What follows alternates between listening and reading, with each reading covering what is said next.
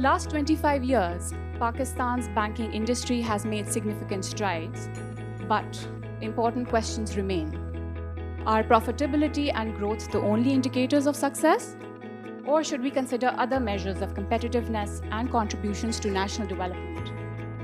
Every 1% increase in banking performance stimulates the economy up by 0.635%. That would mean for our economy $2.3 billion. We are talking about structural issues.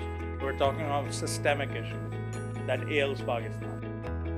I think one of the reasons why they've not been successful is because बहुत सारी चीज़ें पाकिस्तान में regulatory side से आती हैं.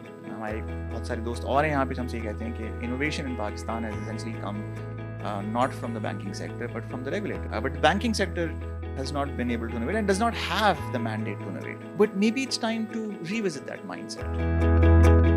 80% of the formal credit is concentrated amongst just 25,000 borrowers, while SMEs, which contribute 40% of GDP, receives merely 6% of total credit in contrast to 15 to 20% in peer economies.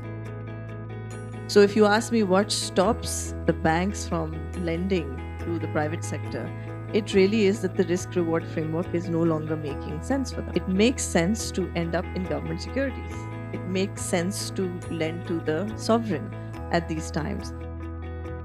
Our banking sector is well positioned in terms of solvency, asset quality and profitability to contribute in accelerating economic growth and development of Pakistan.